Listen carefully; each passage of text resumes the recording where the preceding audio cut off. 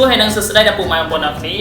អរគុណសម្រាប់ការចូលមកមើលវីដេអូនៅក្នុង Channel YouTube របស់ខ្ញុំបាទអូខេថ្ងៃនេះខ្ញុំមានគំនិតក្នុងការច្នៃប្រឌិតផើងផ្កាថ្មីអំពីដបទឹកក្រអូបមួយនេះចឹងសង្ឃឹមថាផើងផ្កាថ្មីមួយនេះបងប្អូនទាំងអស់គ្នានឹងស្រឡាញ់ចូលចិត្តបាទបើចូលចិត្តសូមកុំភ្លេចជួយចុច like ចុច share ហើយនឹង comment នៅខាងក្រោមវីដេអូនេះម្នាក់មួយផងអូខេតាមដានវីដេអូថ្មីៗអំពីខ្ញុំបាទជាបន្តទៀតសូមកុំភ្លេចបាទជួយចុច subscribe បើសញ្ញាកណ្ដឹងនិងចុច follow page របស់ខ្ញុំបាទម្នាក់មួយផងបាទអូខេមើលខាត់ពេលបងប្អូនយូរសូមតាមដាននៃការធ្វើផើងផ្កាថ្មីមួយនេះទាំងអស់គ្នាបាទ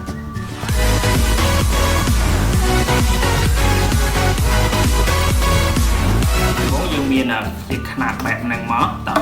ឥឡូវយកវាមកដាក់បែបនេះបាទ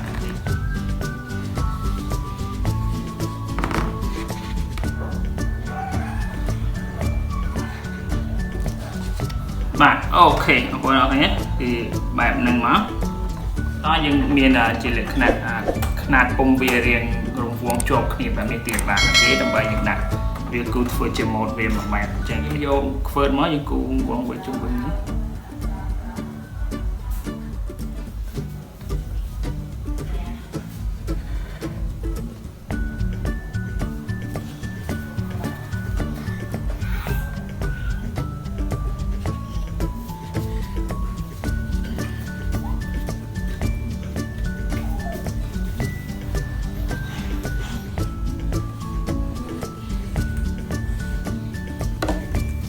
បាទអូខេបងប្អូនអរគុណបែបហ្នឹងមក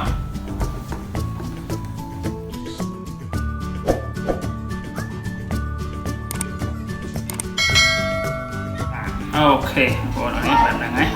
បាទអូខេជាបន្តយើងយកកូនកបិតយើងមកយើងកាត់វាឡាតាមនេះវាសិនបាទអូខេចាំវាតាមក្រោយមកយើងឆោតទៅអញ្ចឹងមកចាំយកត្រៃនេះវា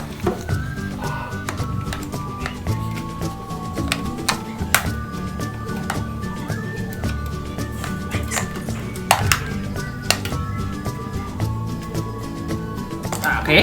យើងតែយកត្រៃមកយើងកាត់វាតាមនេះមកបាទអូខេ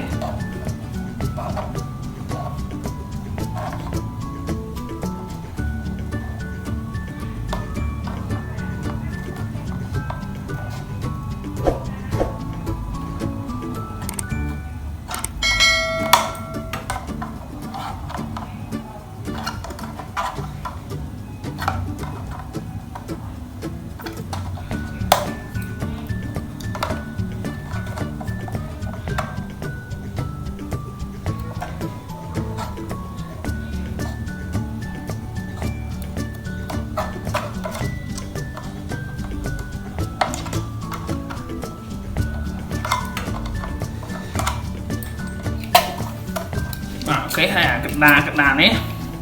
យើងវាយវាមក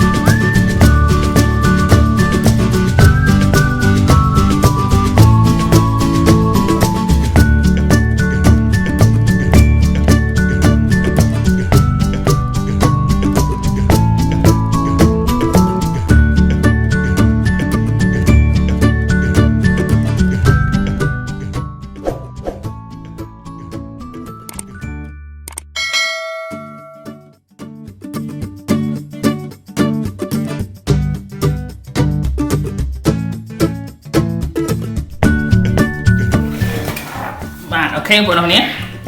គឺប៉ុណ្្នឹងហើយតើមកយើងស្រេស្រង់វាតាមដែលកន្លែងនេះខុសតិចមក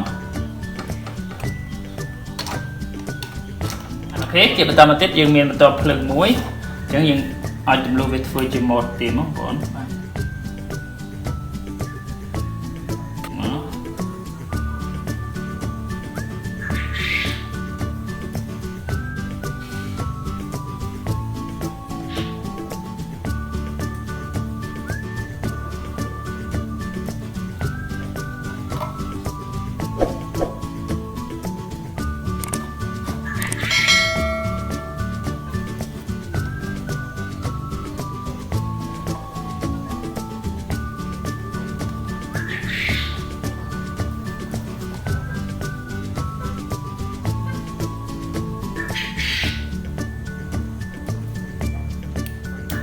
hai nó khăn lơ đi phong máu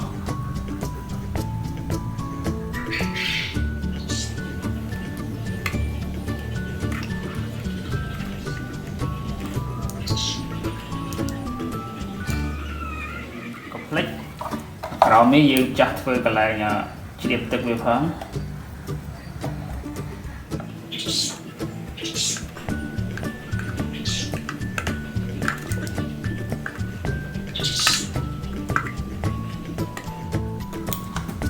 bạn hãy gần lớn đi cho tục lại cho xài video đi tới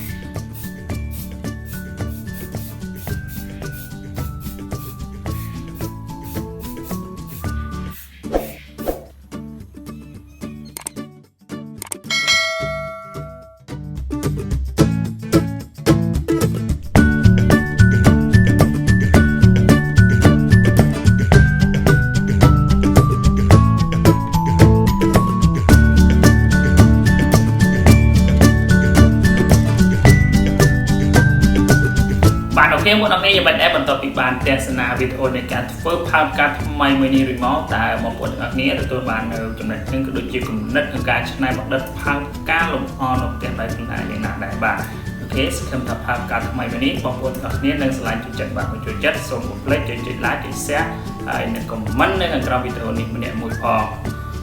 ចង់តាមដានវីដេអូថ្មីៗពីខ្ញុំបាទជាបន្តមកទៀតសូមកុំភ្លេចបាទចុច subscribe បើសញ្ញាដឹងនិងចុច follow page របស់ខ្ញុំបាទម្នាក់មួយជាចុងក្រោយអរគុណសម្រាប់ការតាមដានរបស់បងប្អូនតាំងពីដំបូងរហូតដល់ចុងបញ្ចប់នេះ